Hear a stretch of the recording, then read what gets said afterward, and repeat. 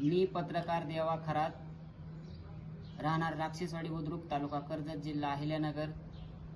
राक्षसवाडी बुद्रुक ग्रामपंचायत कार्यालयासमोर मी आमरण उपोषणासाठी बसलेलो आहे.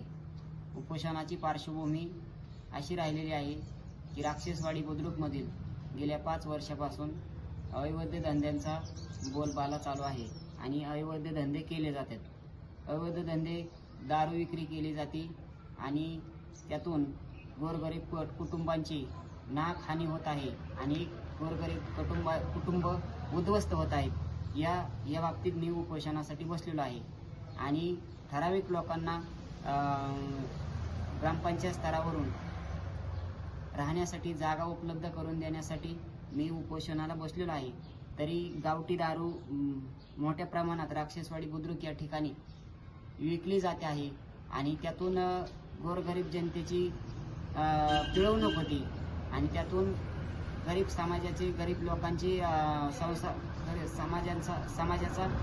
गरीब समाजाच्या गरीब लोकांचा त्यातून संसार उद्ध्वस्त केला जात आहे. त्या संदर्भात मी उपोषणाला बसलेलो आहे. अद्यापही कर्जतचे DYSPला फोन केला असता लोखंडे साहेबांना, PI साहेबांना ही माहीत असून सुद्धा त्यांनी कोणतीही दखल घेतली नाही. राजरोजपणे गावातील अनधिकृत दारू विक्रेते फिरत आहेत आणि कुठलाही उपोषणाला प्रतिसाद दिलेला नाही. त्या संदर्भात मी पुढील उपोषण कर्जत या ठिकाणी करणार आहे. पोलीस प्रशासनाच्या विरोधात मी जाहीर पोलीस प्रशासनाचा निषेध करतो आणि पोलीस प्रशासनाच्या विरोधात मी उद्या दिनांक 6 फेब्रुवारी 2026 तहसील कार्यालयासमोर उपोषणाला बसणार आहे.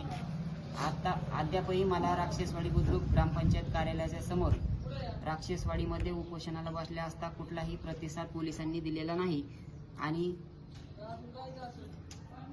या ठिकाणी एवढंच बोलतो.